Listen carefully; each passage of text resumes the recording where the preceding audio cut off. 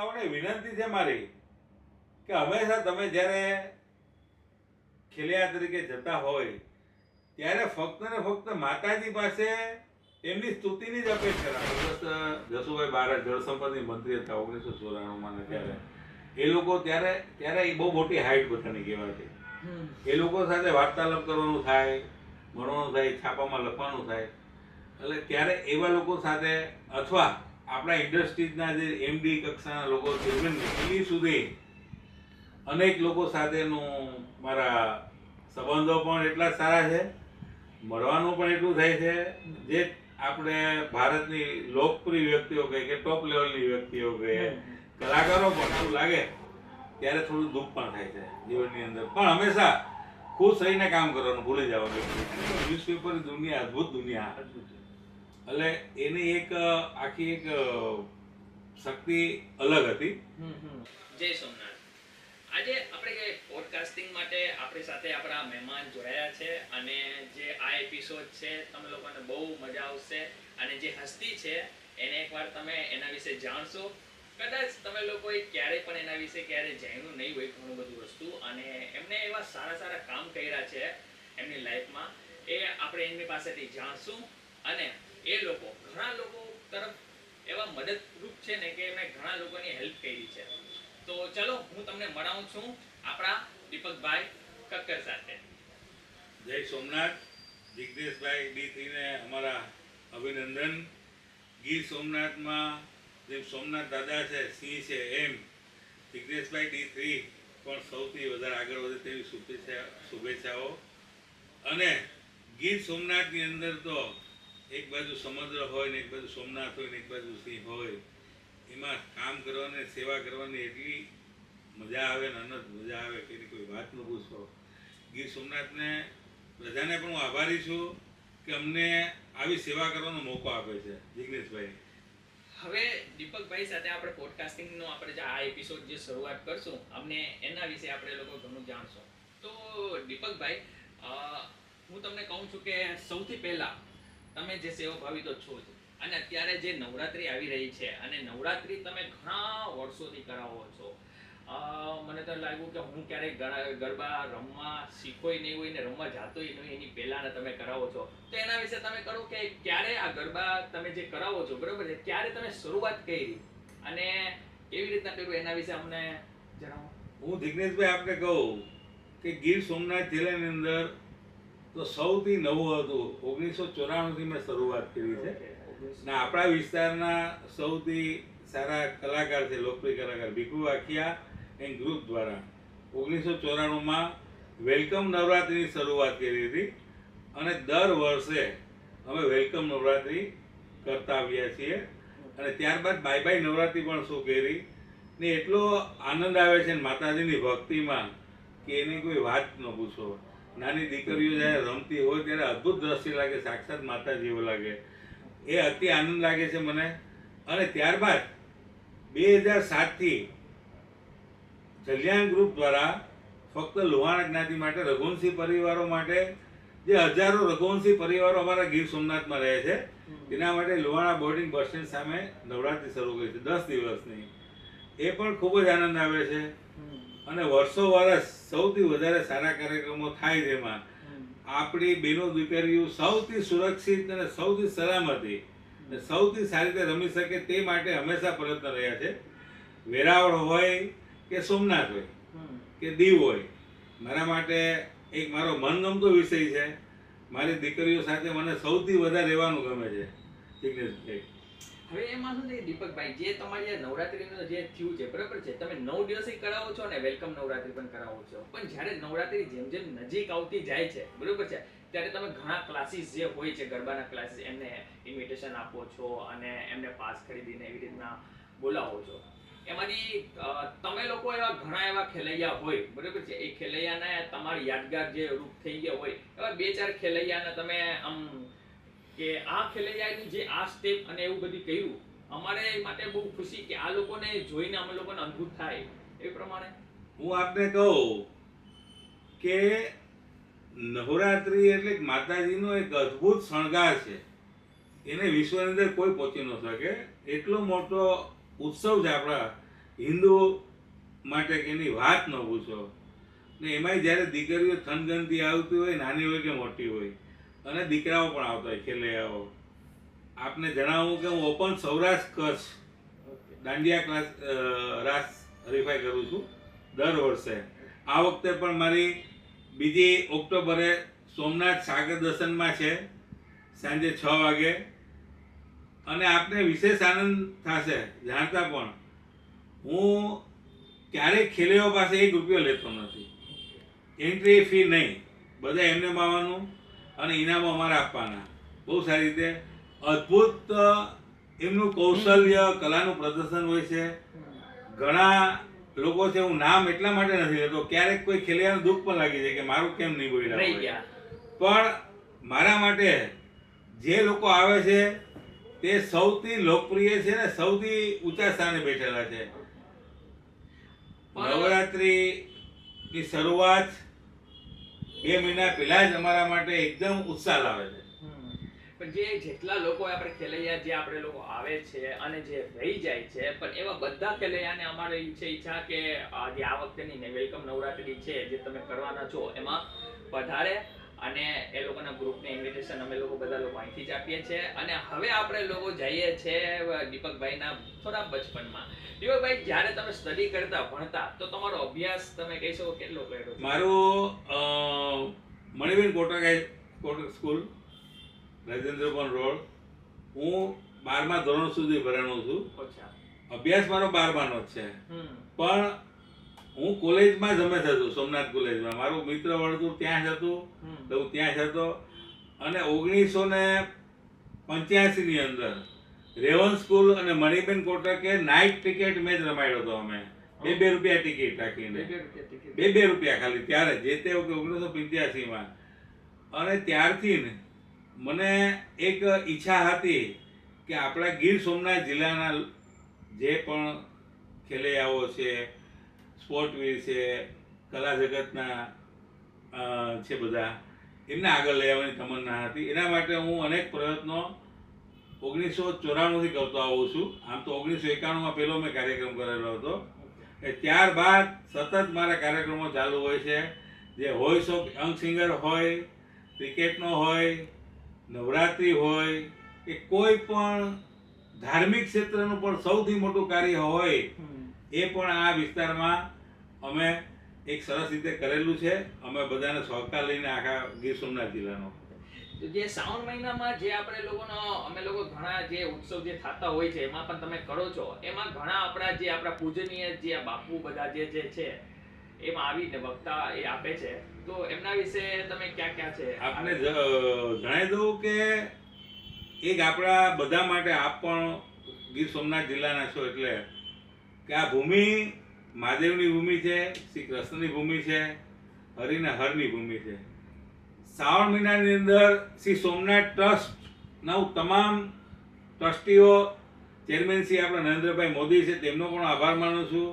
અને એના જનરલ મેનેજરથી માંડીને સફાઈ કામદારો સુધી આભાર માનું છું તેમનો, કે દર શ્રાવણ મહિને સૌથી વધારે કાર્યક્રમ સોમનાથ મહાદેવના સાનિધ્યમાં મને કરવાનો જે મોકો મળે છે. તેમાંય આપણે જે વિશ્વના લોકપ્રિય કથાકારો અને પૂજનીય છે, પૂજ્ય મોરારી બાપુ, પૂજ્ય રમેશભાઈ ઓઝા, પૂજ્ય સતશ્રી રમેશભાઈ જિગ્નેશ દાદા, ગિરી બાપુ, મીરાબેન ભટ્ટ, અશ્વિનભાઈ જોશી, અનેક છે. કદાચ મારાથી નામ કદાચ લેતા ભૂલાઈ ગયા હોય.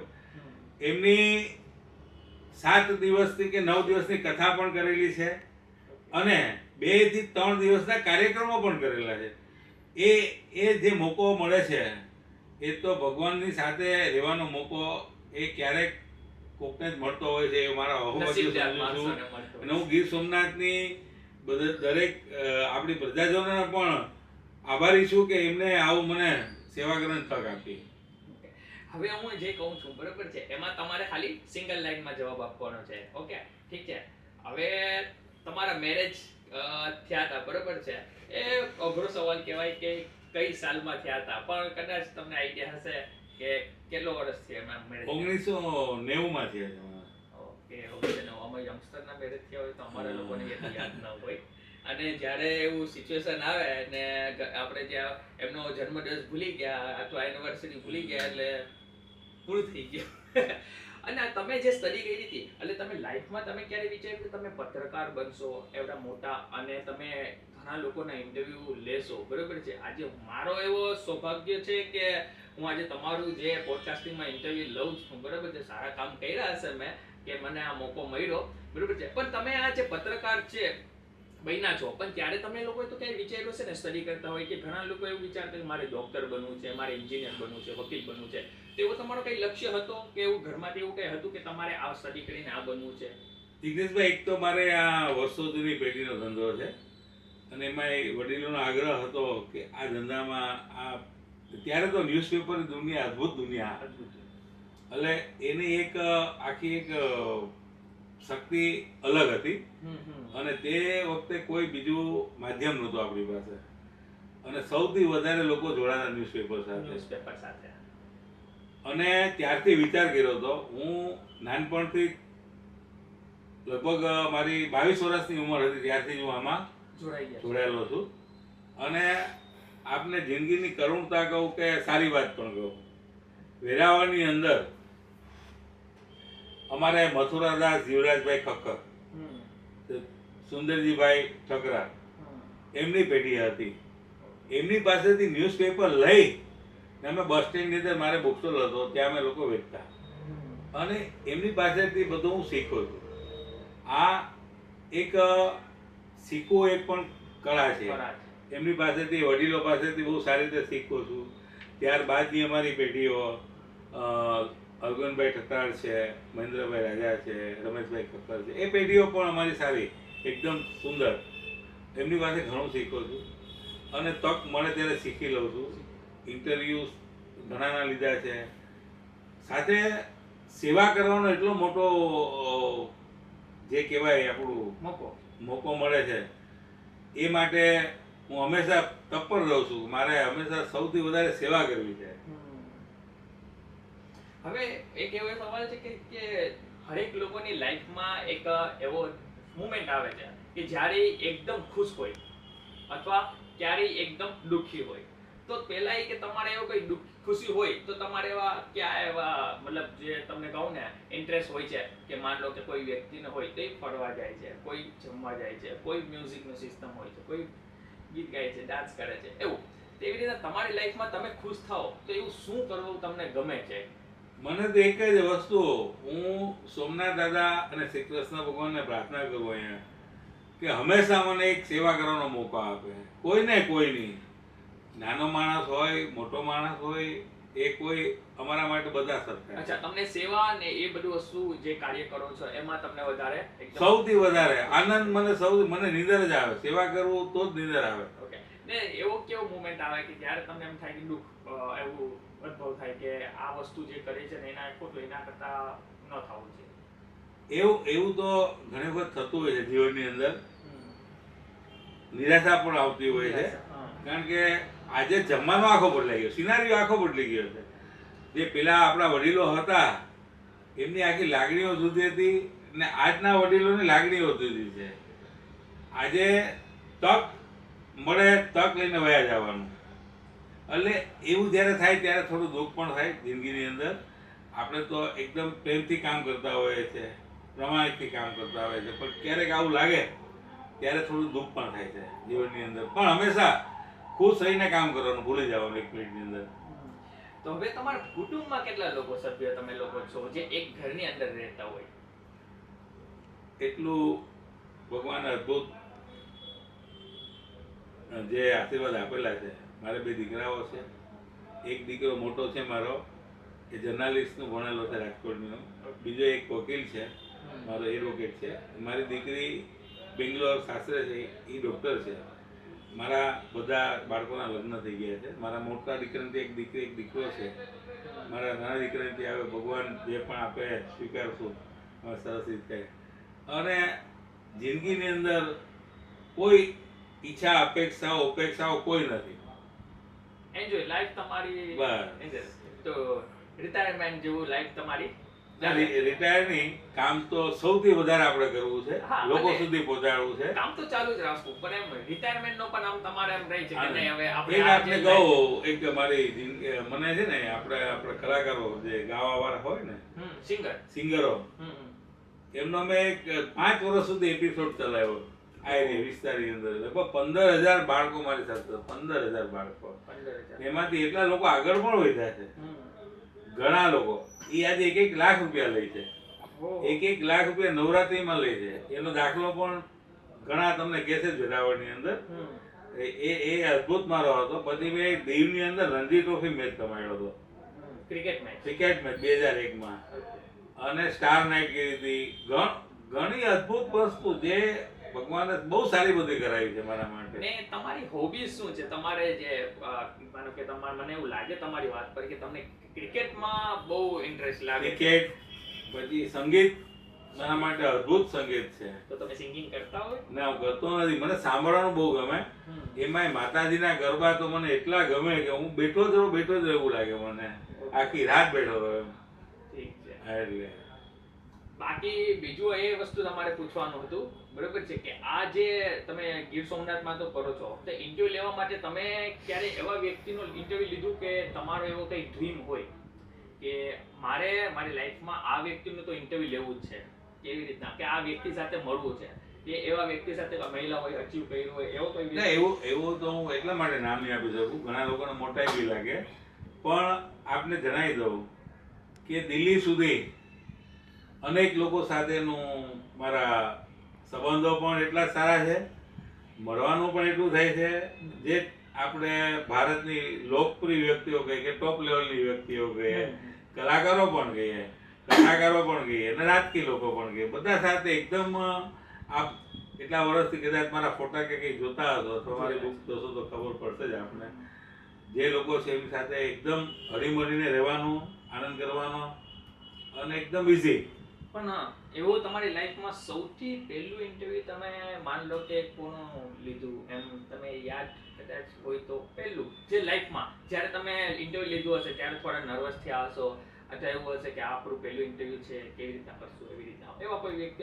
ત્યારે શું છે કે ત્યારે જે તે વખતે છે ને પત્રકારો એકદમ આમ નોર્મલ, આપણે ગામઠી ભાષામાં કહેવાય ને દેશી પત્રકારો બે હતા. ત્યારે આપને જણાવી દઉં કે સ્વર્ગસ્થ જસુભાઈ બારા જળસંપત્તિ મંત્રી હતા 1994માં. ત્યારે એ લોકો ત્યારે એ બહુ મોટી હાઈટ બધાની કહેવાતી. એ લોકો સાથે વાર્તાલાપ કરવાનું થાય, ભણવાનું થાય, છાપામાં લખવાનું થાય.